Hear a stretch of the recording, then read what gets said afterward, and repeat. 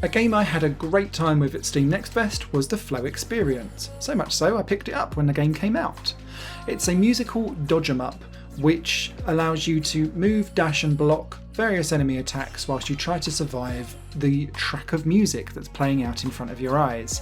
The attacks are done to the music, so for me, I was already on board because this is a style of game that I absolutely adore.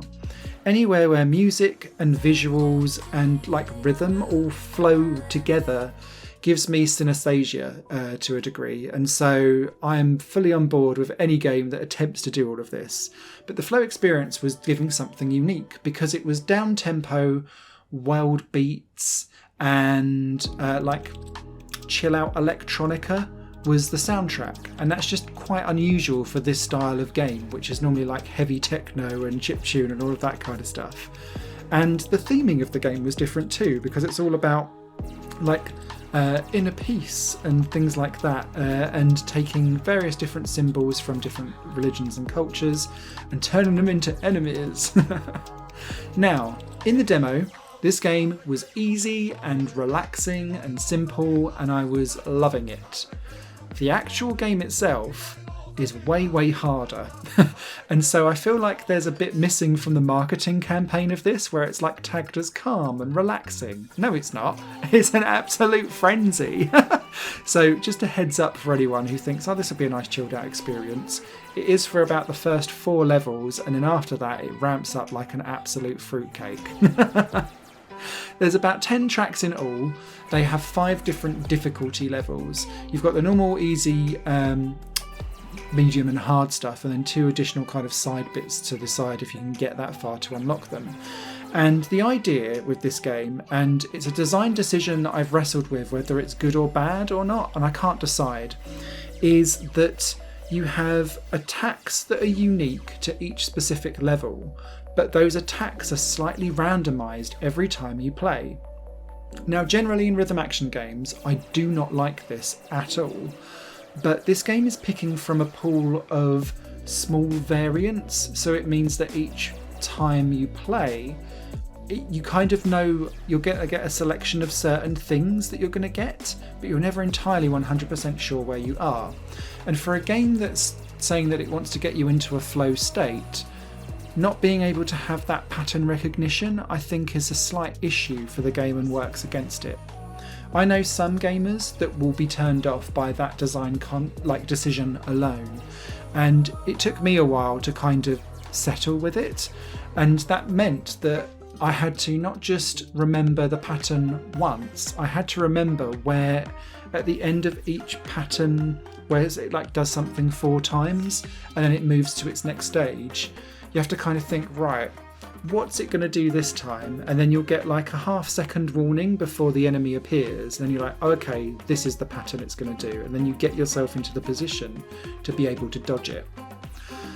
This then leads me to the slight frustrations that I had with the flow experience in the full game. So a lot of the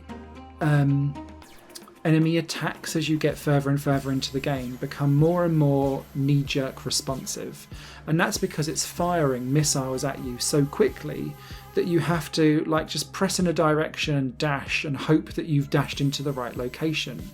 But so many of the attacks follow you, and this isn't just stuff that will follow you like a homing missile that you have to guard and block so that it blows up. It's everything that follows you, and because there's a slight time before you can actually like a recharge time before you can use the dash again, it means that you're vulnerable, and quite often you'd find yourself dashing into the second attack that is coming, and it felt a little bit unfair. So yeah, I found myself replaying some levels over and over and over again, getting stuck. There's 2 levels in particular that I had to replay like 10-20 times before I could pass. And even then I felt like, I don't know if I actually done that through merit or whether I just got a luckier draw in how the randomization came out for me. So yeah, very tricky. There is the opportunity to be able to collect healing points. I did find that the game took pity on me after a certain amount of deaths and gave me an extra health point. I was like, oh, thanks game, even you know I'm rubbish.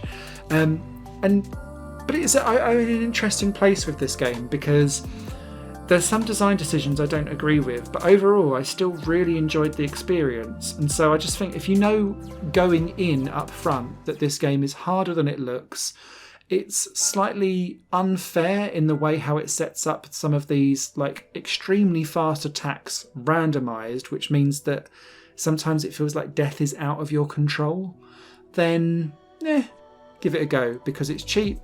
It does give a unique experience and it offers something new that you don't really find in this rhythm action or musical dodge 'em up scene of game. So yeah, odd, interesting, different. Written review will be over on highplanegames.com. Any questions or comments you've got, please do leave them down below. And if you wanted to see some other gameplay, this is part of my Steam Next Fest videos that came out early in 2022. Take care all. Higher Plane Games is part of the Higher Plane Network, a completely independent media outlet supported by people like you.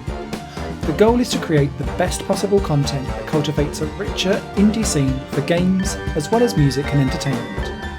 To find out more and to get involved, visit patreon.com/higherplane network. Your support makes all the difference, and in return you'll gain access to bonus content and downloads. Thank you for watching.